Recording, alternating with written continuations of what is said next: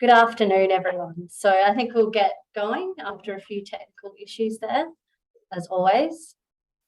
So thank you for joining the first webinar of the Health Equity Learning Lab Oz, or HELLO for short. So I'm Connie Mussolino, a research fellow at Stretton Health Equity and the University of Adelaide. And I'd like to begin by acknowledging that today I'm joining you from the lands of the Kaurna people. I pay my respects to elders past and present and acknowledge all Aboriginal and Torres Strait Islander people joining us today. I also acknowledge that sovereignty of this country was never ceded. So a couple of things before I introduce the webinar. We encourage you to write comments and questions in the Q&A and chat box, and we'll have time at the end of the discussion to talk to you all. So secondly, we have set up a Twitter account for the Restoring the Fair Go project recently, where we share research, events and articles relating to issues to do with health equity. So check that out, and we'll also put a link to that Twitter account in the chat box. So the purpose of today is to introduce you to the NHMRC Investigator Grant led by Professor Fran Baum, titled Restoring the Fair Go, which policies and practices are likely to reverse growing health inequities in Australia post-COVID-19. And importantly, this webinar will introduce you to the Health Equity Learning Lab, which aims to bring together civil society, public servants, policymakers and academics who seek to achieve policy change for a healthier and more equitable society. So Professor Fran Baum will speak first, then Professor Jennie Popay, and then we'll have time for some group discussion. So Professor Fran Baum is the Director of Stretton Health Equity in the Stretton Institute at the University of Adelaide. She's a public health social scientist with a special interest in creating healthy, equitable and sustainable societies. Fran is a Fellow of the Academy of the Social Sciences in Australia, the Australian Academy of Health and Medical Sciences, and of the Australian Health Promotion Association. Fran is also co-chair of the Global Steering Council of the People's Health Movement, a global network of health activists. And I will now pass over to Fran to speak. Thank you. That's lovely. Thanks, Connie. Thanks for the introduction. Can I just check, can everyone see a title slide now? Yeah, that's good. I just wanted to check it had come up. Well, as Connie said, we do have a Twitter account, and you can see that on the slide there at RTFG_Australia. So please feel free to tweet away. That would be great. I'd also like to acknowledge that I'm on Kaurna land, and I pay respects to their elders past, present and emerging, and also acknowledge their resilience through the processes of colonisation. And today I'm going to talk about this project called Restoring the Fair Go and provide an overview of what we're trying to do. I'm going to look at the vision that I had when I wrote this fellowship, the evidence that we'll be drawing on, what the precursors to the study were, the elements of our research program, and then finally talk a bit about Health Equity Learning Network Oz, HELLO. And it's really good that Jennie Popay, one of our key collaborators, is actually with us in Australia at the moment. And of course, Jennie will be speaking after me. And you'll get some insight then into health equity in the UK. So this is an NHMRC Investigator Fellowship, and it's really about looking at policies for health equity. And you will hear about how we're thinking about health inequalities in terms of outcomes, and particularly the social and commercial determinants of health, the sort of policy analysis work we'll do, the role of civil society and political will. And I'm going to expand on each of those as we go through. So my vision in the fellowship application was to produce evidence that is so compelling that policymakers will see the value of adopting new policies to reduce inequality. And that was in the context of building back from COVID-19. So just a small vision, you can see. And I think the really important thing there is that our evidence just isn't about evidence of health equities, but it is, as you will see, evidence about all those factors that underpin health inequities. I just want to talk a bit about the precursors to this work. Until 2021, we had a CRE of for Health Equity, and the co-director with me was Sharon Friel. And in that, we really, at the end, when we looked at case studies of action, we really found there were two important things. One was about the importance.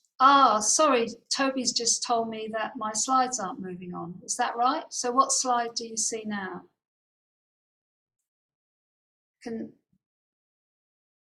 Yeah, because somebody who's not muted.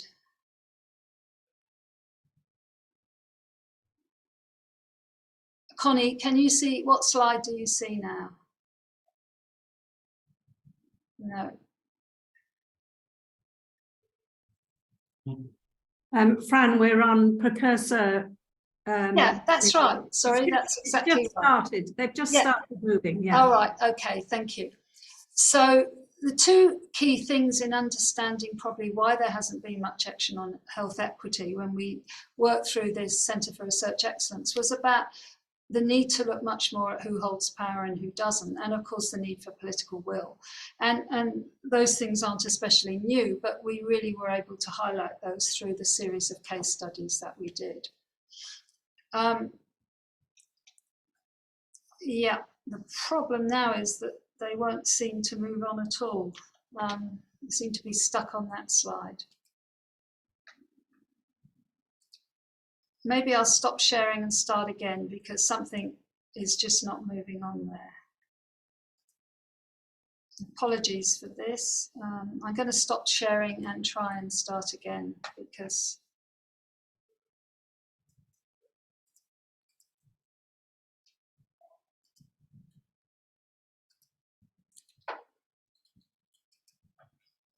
right.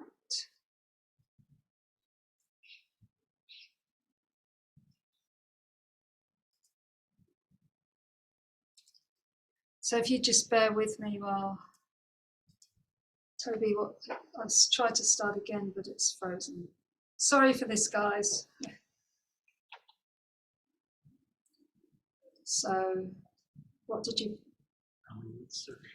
So what do you see now, please?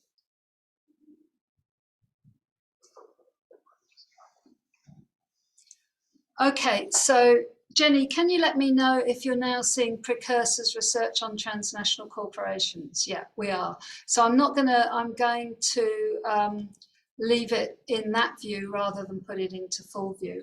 So another thing that really fed into this research proposal was the work that we'd done on transnational corporations, where we developed a way of trying to look at the health impact of transnational corporations.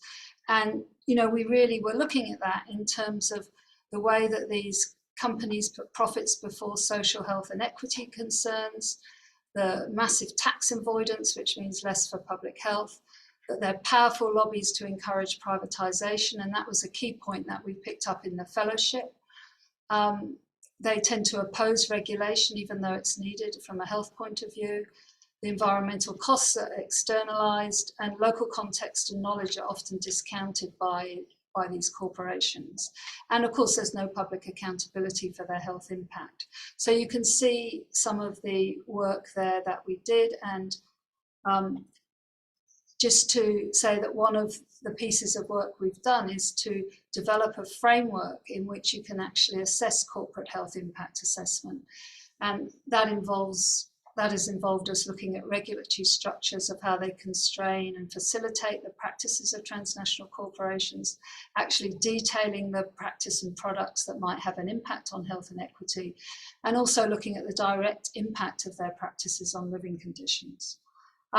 This area of corporate and commercial health determinants of health has really grown in the last few years. And in 2023, just last month, the Lancet had a series of 3 articles on the commercial determinants of health, which represents a sort of international collaboration of which we were involved on. And I think that's really legitimizing looking at this area of endeavour. The other thing is that The other thing that fed into the fellowship was the thinking that I did for this book, Governing for Health, which was really focusing on, well, how can we use policy and advocacy to really achieve health equity?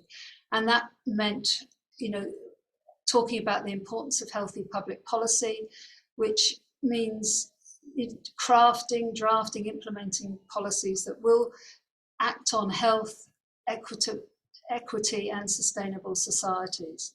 And just stressing the fact that, of course, this is in every sector. While we say that so often when people talk about health equity, it comes down to the health sector.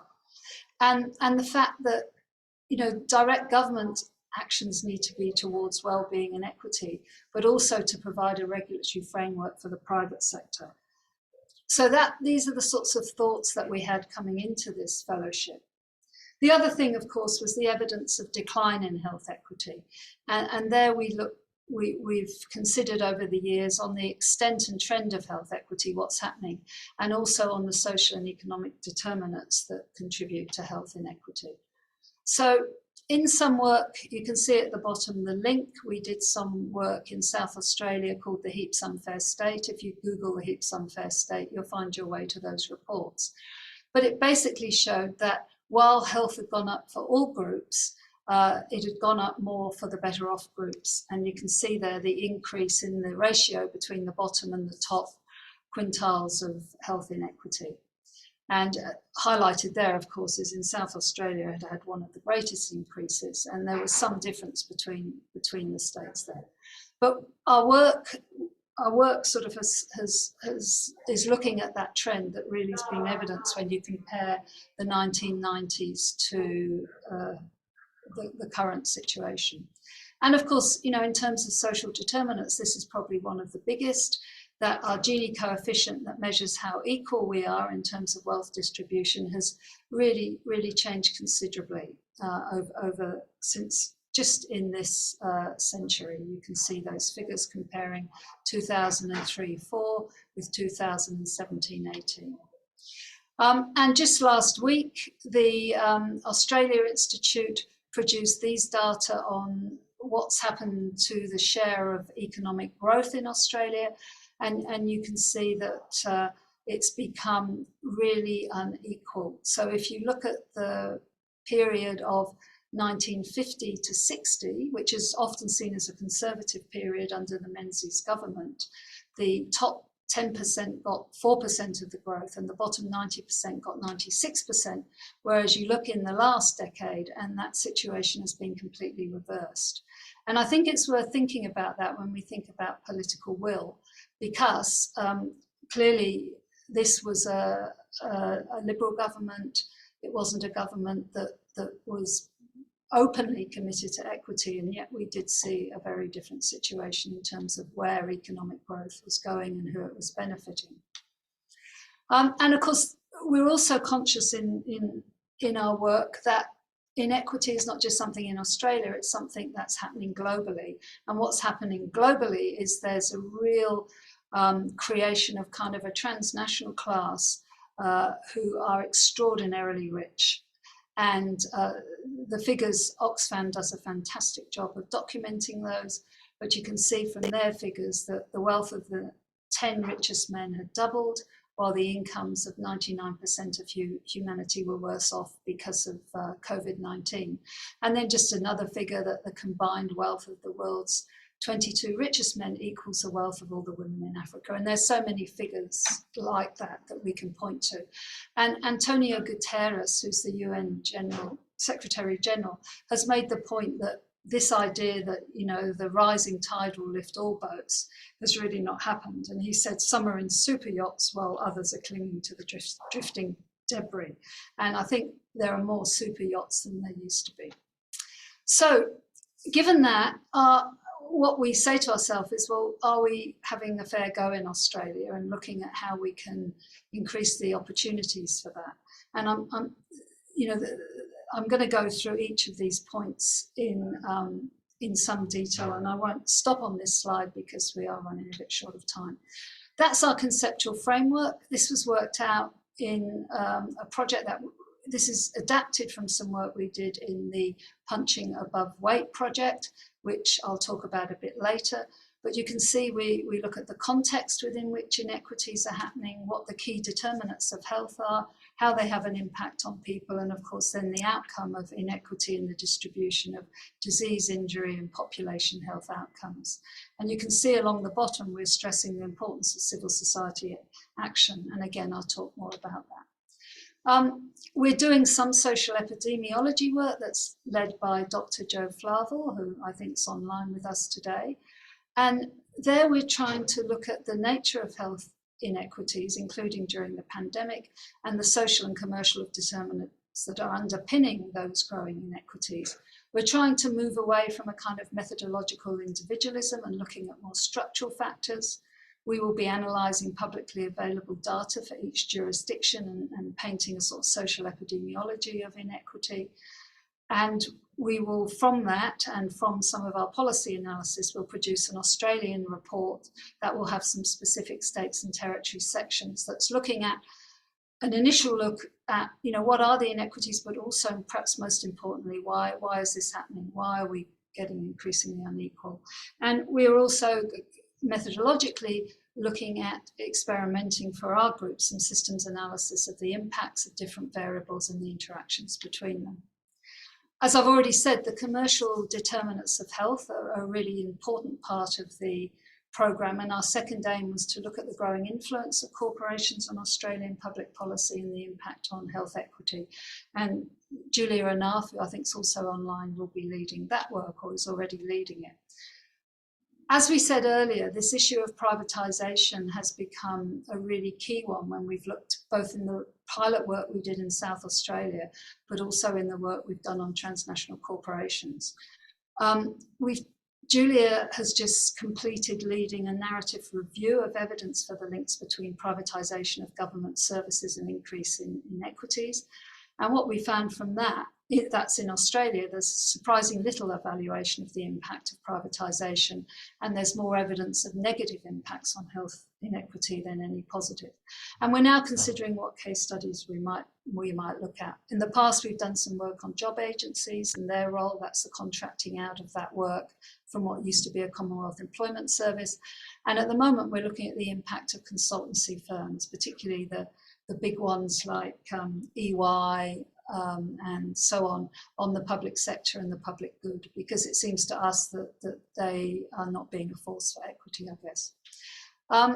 We also, our fourth aim in this is looking at key policy and practitioner actors to determine how people explain the inequities and solutions. And that's really important because they're the people who are either acting or not acting on inequities. So there we'll be building on that social epidemiology report. We're hoping to interview between 12 and 20 actors in each jurisdiction and to have a series of World Cafe events to explore those regions and to see what people think is likely to reverse growing inequities. And we're very keen to form partnerships in other states if people would like to work with us on hosting those. Another thing we want to do is look at citizens' views of health inequities, because they are really important, because when you think of public opinion, what does that tell us? And what we particularly want to do is explore how people see agency versus structure in terms of explanation. You know, are inequities something to do with the way people behave, or are they something to do with the structures they live in? And that will involve some of the work from the World Cafe, where we'll involve some citizens, and also random surveys of citizens that we'll conduct in about 2 years' time. And then another one of our aims is to look at country comparative analysis, to compare Australia with 4 other OECD countries to see how the different patterns of those determinants of health interact to produce health inequities. We hope to work closely with WHO on that. We're already working with them on both social and commercial determinants of health. We also have the Punching Above Weight network, which I'll say a little bit more in a bit. And we will also look at policies of global institutions who are considering health equity and looking at the range of views and points of agreement and disagreement in terms of those policies, because they are very important. The Punching Above Weight international network has been quite influential in determining our thinking for this, and Toby Freeman will be talking more about that in the June Hello webinar. It was formed to advance our thinking and research about why some countries do much better or much worse in terms of life expectancy than you'd predict from their economic status as measured with GDP. Some of that work we've done has analysed national COVID responses in 16 countries. Connie's just finished some work looking at caring, the care economy in terms of that. And we've also done some gender analysis in terms of life expectancy. And the picture you see there is some of our international group, which you'll see also included Jennie, who will be speaking to us later. So that international perspective, I think, is really important because it enables us to compare Australia with other settings, and that really highlights things about our context that we may not notice if we don't do that comparative work. So just to finish, I want to pose the question of, well, we have got so many reports on health inequities. I've just listed some of them here, just put some of them here. In Europe, there have particularly been a lot, but in South Australia, we've had them globally. We've had all these reports. And of course, in the time of publishing these reports, from the perhaps most significantly from the Black Report in the UK, that had the misfortune to come out just as Margaret Thatcher was being elected. But there have been a series of reports, and yet over that period of time, what's happened, both health and economic inequities have grown considerably. So we want to do more than produce a report with evidence of health inequities. So for us, that poses the question, with all this knowledge and reports on determinants, why haven't we solved this problem? Now, there's been a lot of academic thought about it, a lot of policy response, but if anything, things have gone the other way. I worked for 3 years on the Commission on the Social Determinants of Health, as did Jennie as one of the leaders of the Knowledge Network. And we were very clear, if you look at the second point then, that this did require a redistribution of money, power and resources that shape the everyday conditions of life. And I'm very pleased to see that the World Health Report this year is on the social determinants of health inequities, and is very much bouncing off that report and sort of asking the question that I've just posed, why haven't things got better? And I think here, one of the quotes from that report was that the reason for the social injustice of health inequities is that there's a toxic combination of bad policy, economics and politics. That was in the report, but I'm not sure that that was really picked up after that particular report or after many of the reports. So for us, this question of political will, how you break that kind of toxic combination, is about, well, how do we get political will for health equity? And we certainly thought about that in our CRE, where we did 8 very detailed case studies of policy. In total, we interviewed 192 state and non-state actors in in-depth interviews. And we found there was a real path dependency about health inequities. We think there are real implications for political parties about that maybe we're not sort of getting the message across as well as we might. There are real differences between political philosophies, and those that have a collectivist view are much more likely to be concerned about health inequity from those who work on an individualist one. It's very much about the way in which policies are framed, what's the primary framing of policies, the interest of elites, and that's absolutely crucial. Who stands to lose by advancing a health equity agenda, and then the crucial role of advocacy and the role of civil society. That really is very important, because if you look at the past history of social change, that's where the motivation for change comes from. So we have a whole civil society stream about how can health equity get political will. And in that, we want to engage policy actors and citizens in the process of research translation.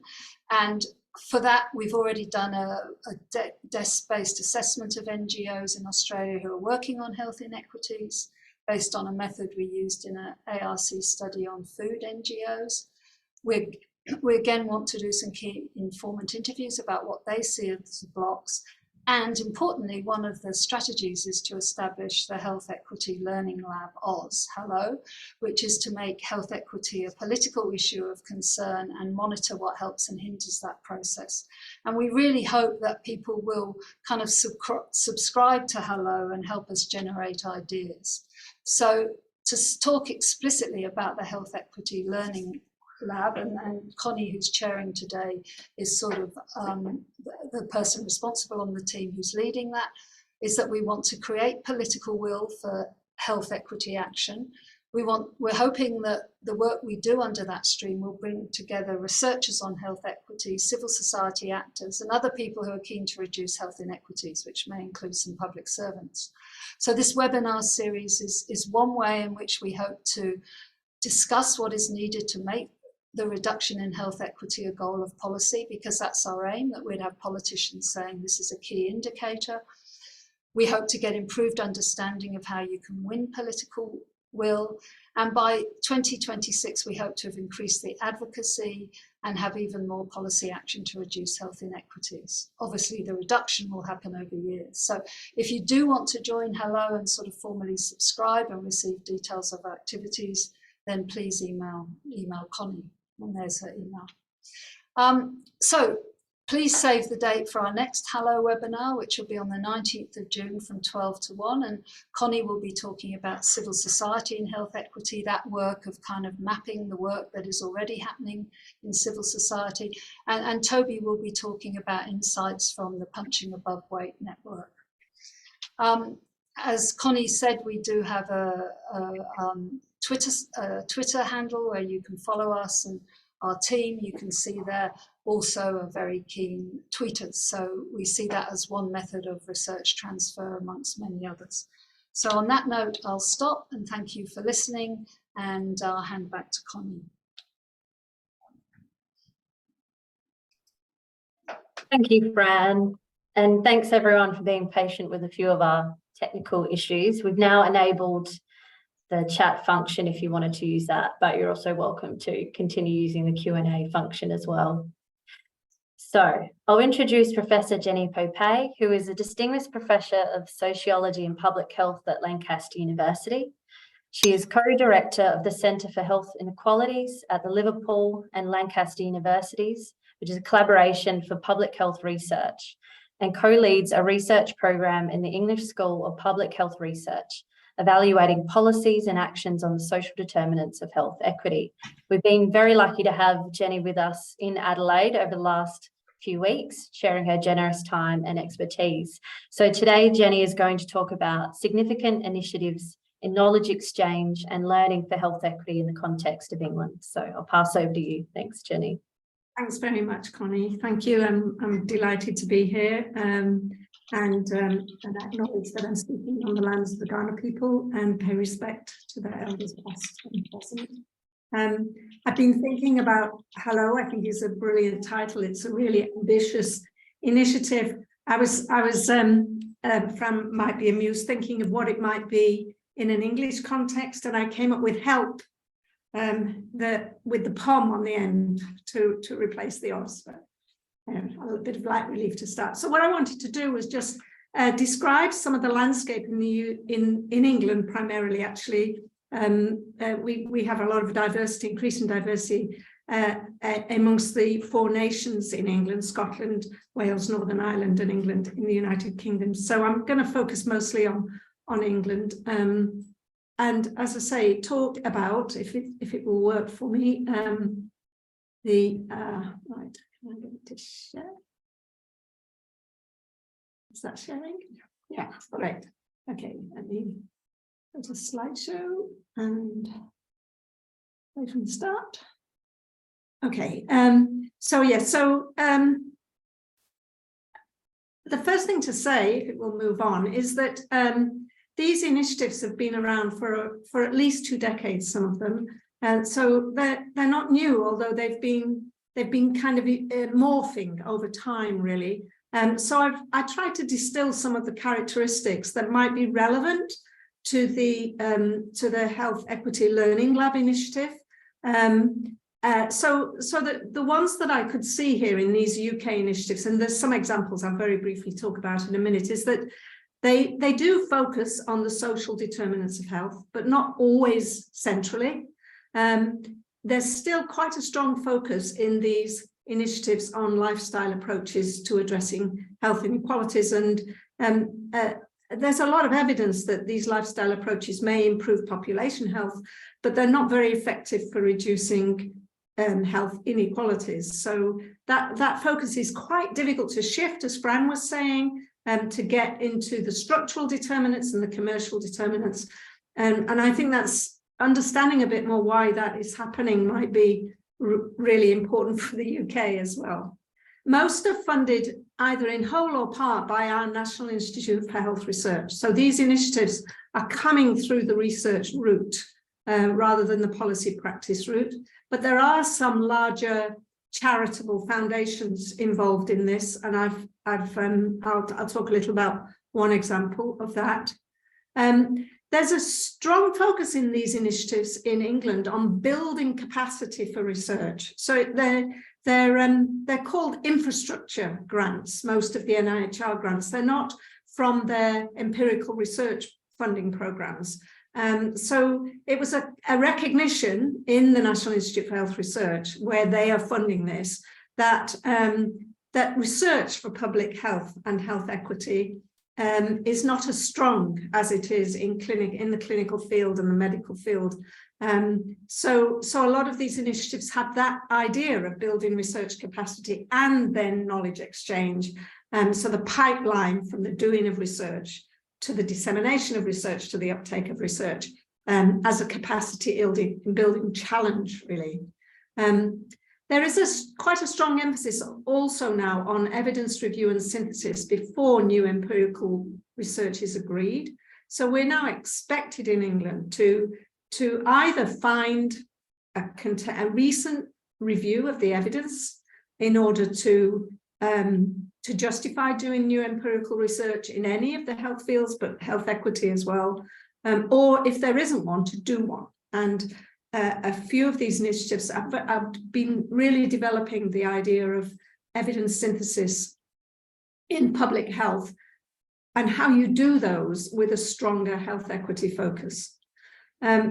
Interestingly, I think from the work that Fran and her team have been doing, these are all collaborations, and they're collaborations, a number of them with only universities, with kind of external partnership building with others, but increasingly they're collaborations between universities, local government and civil society. So in some cases, the funds are actually going to local government, not going to universities, and the local government is the grant holder. And there's one very interesting initiative that's just started that I'll briefly mention that has that focus on building capacity for equity-focused research on social determinants in a local government context, with universities as the minor partner in that. They're still a partner, but they're not the leads for it.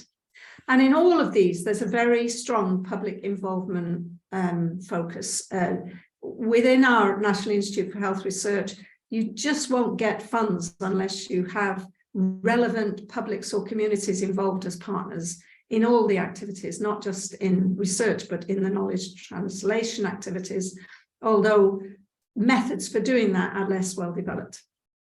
So the examples I thought, it's a very diverse landscape, this landscape in England. We know we're a small island with a great density of institutions and populations, so not surprising really that there is this very rich in the sense of a lot of it. I'm not sure about the depth, I'm not going to make a judgment about that, but we've got a lot of these kinds of research knowledge translation initiatives which focus on health equity in part or centrally.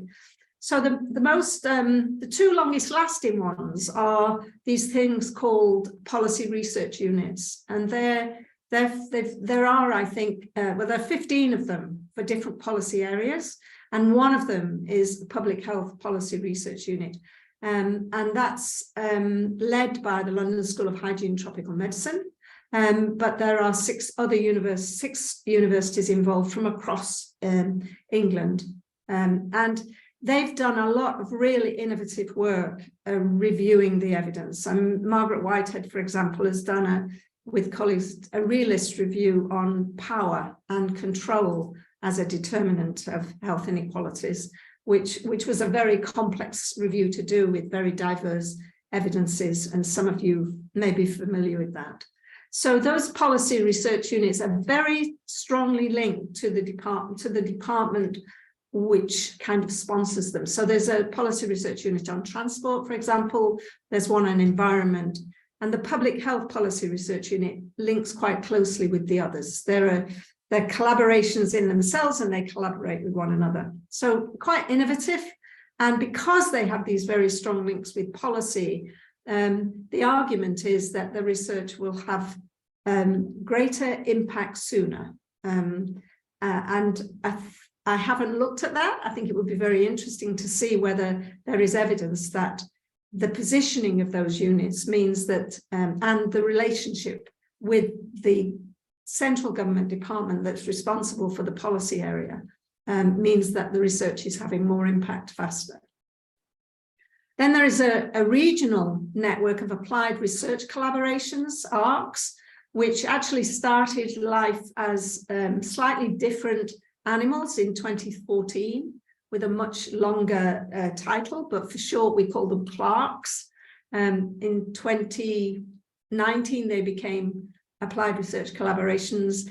The focus there is very much on collaborations between universities, local government and civil society. And in the northwest of England, for example, where I'm located, we have two of these applied research collaborations.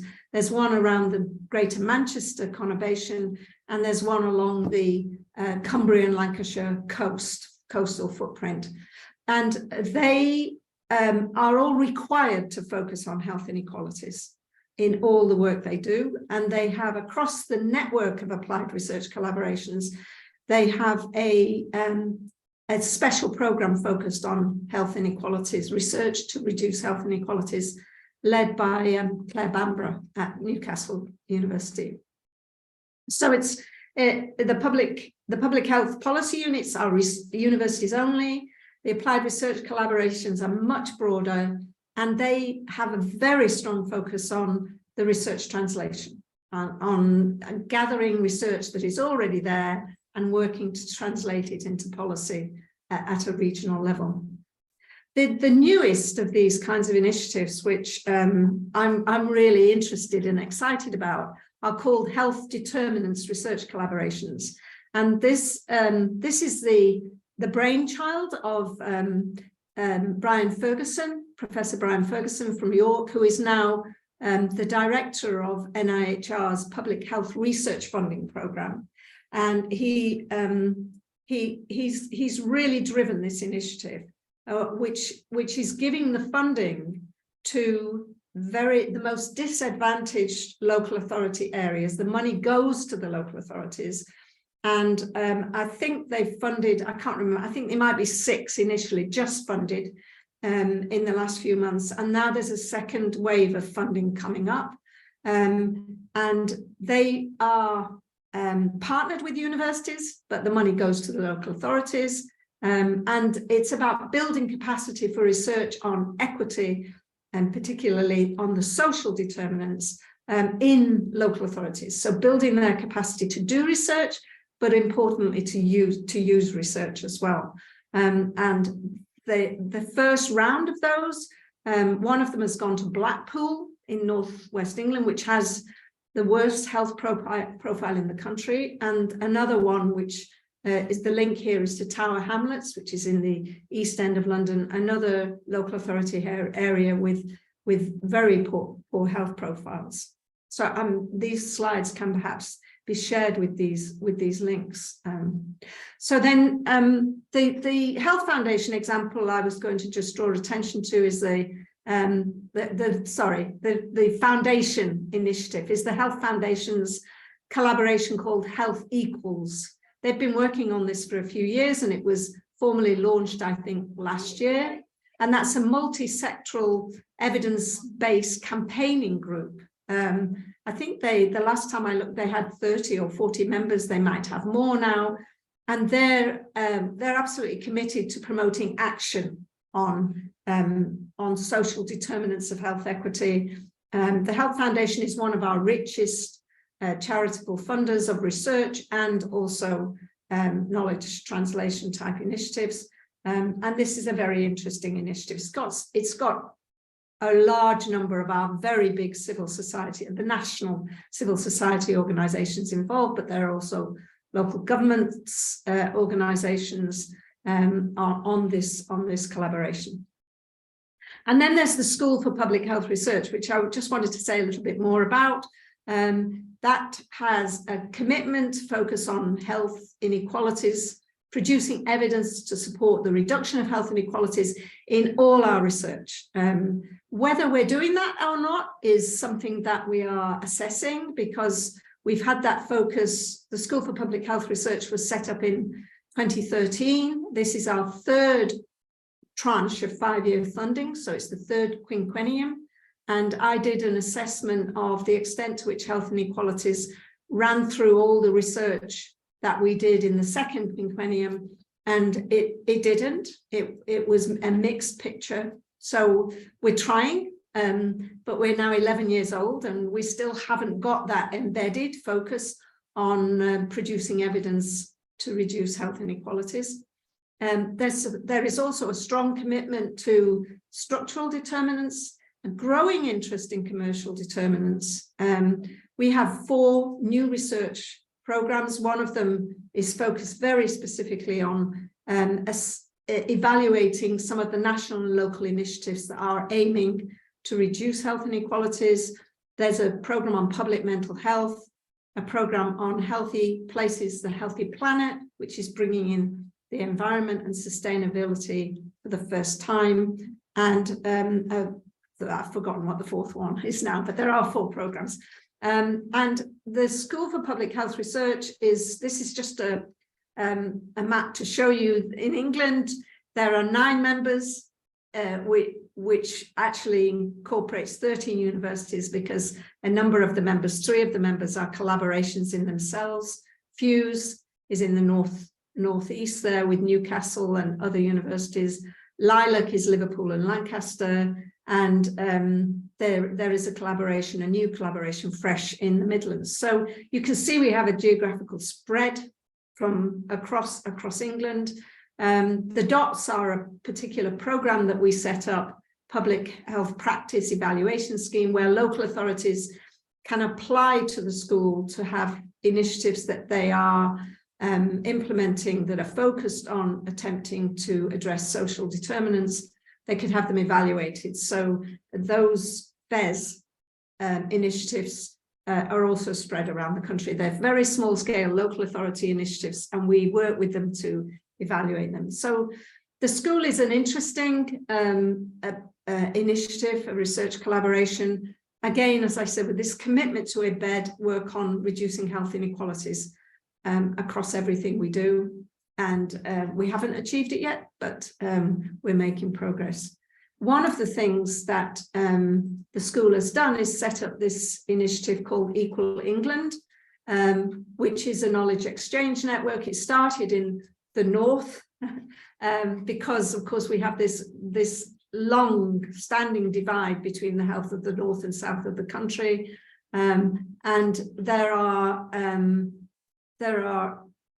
I think about over 550 members now of Equal England, and it's very focused on sharing. It's a bit like a hello type initiative, sharing evidence that we have on how health inequalities might be reduced and trying to foster and promote the implementation of initiatives based on that evidence. And then this is the Health England logo. It's worth having a look. I would encourage you to have a look at the Health Foundation Health Equals collaboration. That's very focused on action, using other research done by others to promote action for greater health equity. So that's just a picture of some of the landscape, and I think that it's worth making connections between Hello and some of these, because there's shared learning to be had. I think, as Fran pointed out, this is a challenging agenda, and these initiatives absolutely won't guarantee change. Health inequalities in the UK have actually been increasing as our research and knowledge translation landscape has been growing. Inequalities have been getting worse. And in some cases, for example, in some of the most disadvantaged areas, we've actually seen a decline in life expectancy for low-income women, for example. So having these collaborations around translating evidence, research knowledge into practice is crucial, really important, but it's not sufficient requirement for action. And the issues that Fran raised, I think the work that the team here has done is so important on the importance of regulatory frameworks, cross-policy development, but also political will is vitally important. And I think there's shared learning to be had in those country comparisons that are going to be done as part of the this research program. So I'll stop there.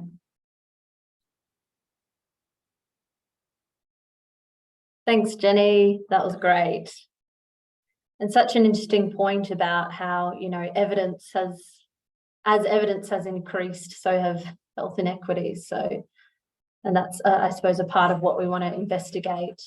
And just picking up on Anthony's point in the chat and Fran, is that, you know, we're just at the beginning of thinking about the Learning Lab, and we're really interested in what activities or, you know, what topics people would be interested in, and, you know, what would be your purpose for joining us as well, and what you'd like to get out of it. So we'd really welcome any feedback on those areas.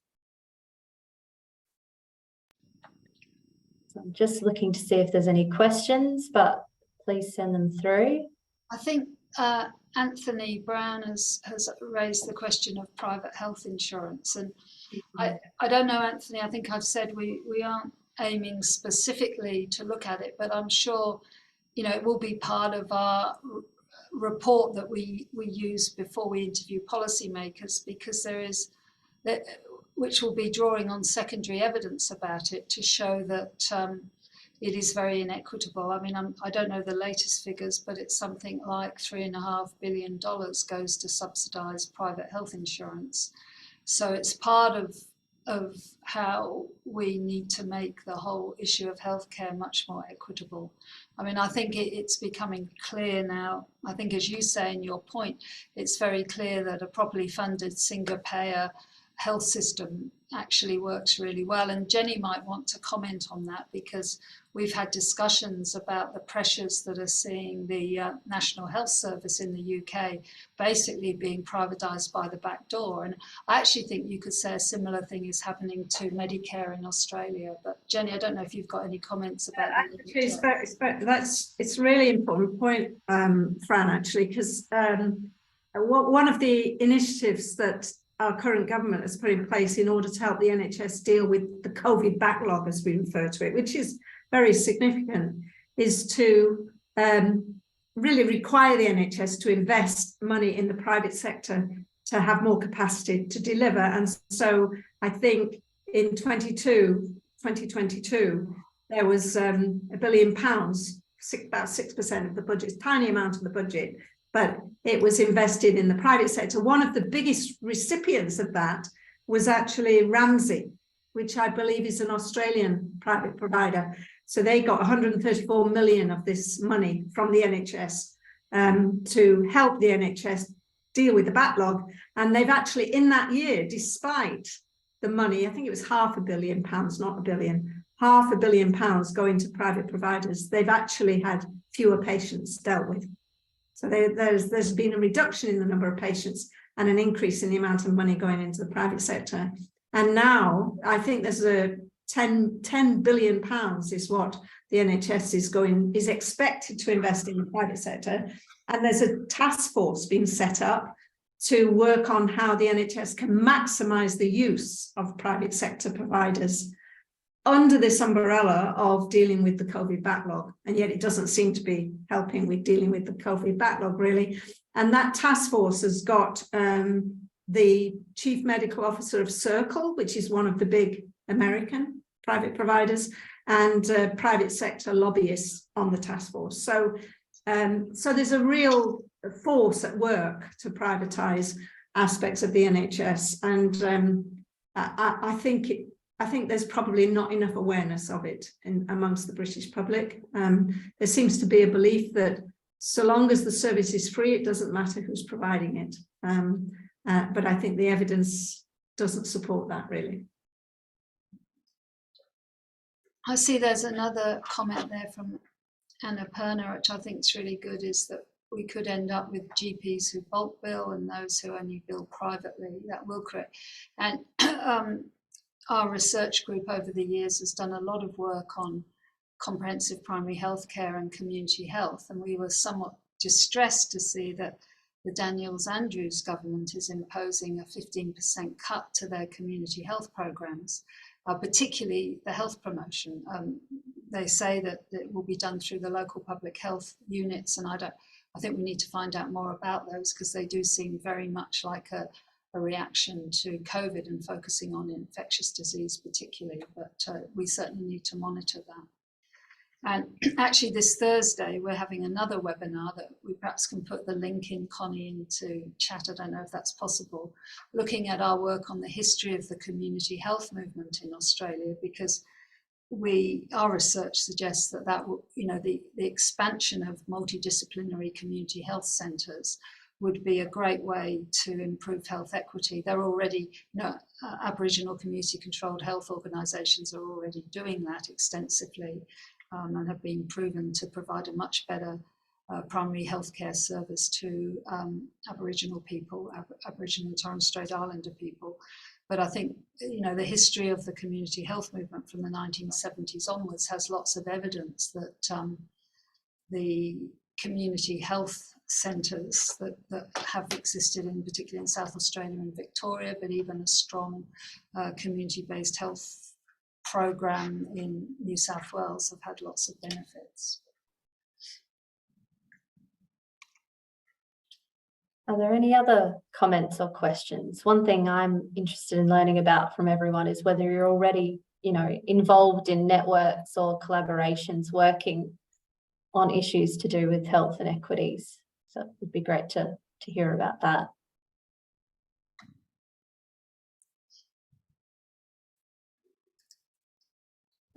Rachos, yeah.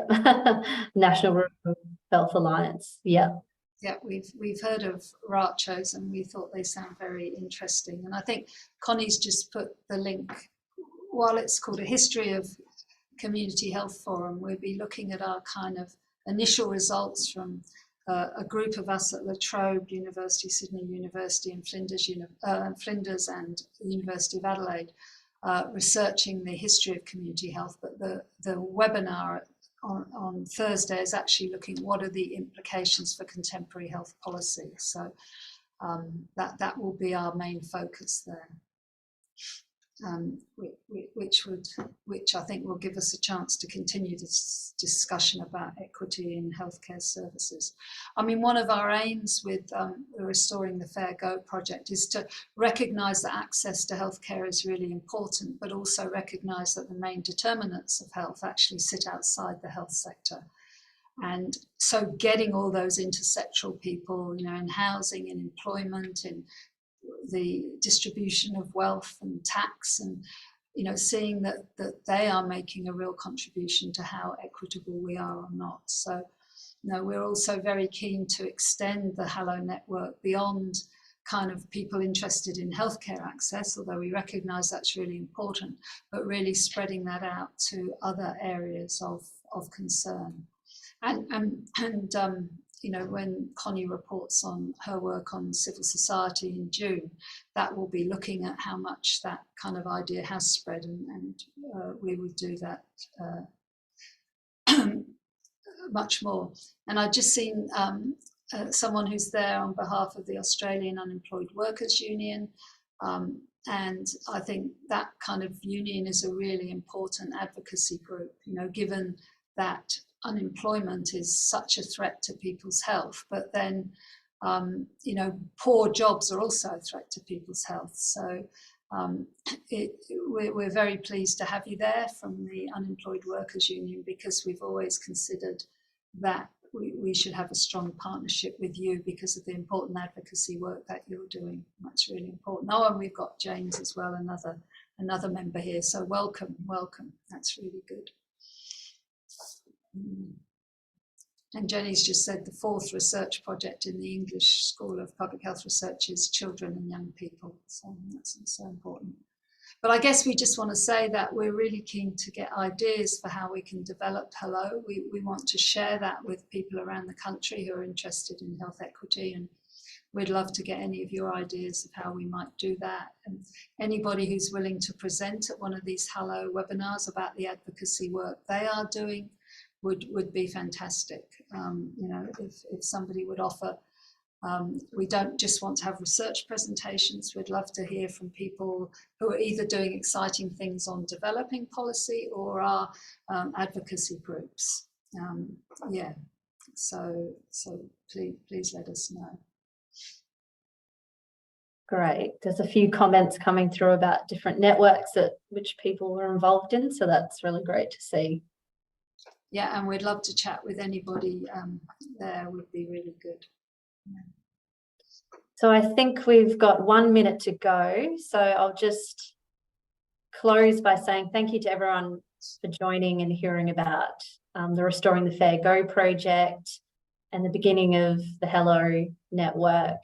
So just to say again that we'll be, save the date for our next webinar, which will be on Monday, the 19th of June around lunchtime, and we'll be sending out a save the date for that. But again, sign up to our Restoring the Fair Go Twitter and email me with any questions or ideas. We'd really like to hear those. We want this to be a collaborative effort, so that would be great. So thanks again to Fran and Jennie as well. Thank you. And I'll see you soon. Thanks all.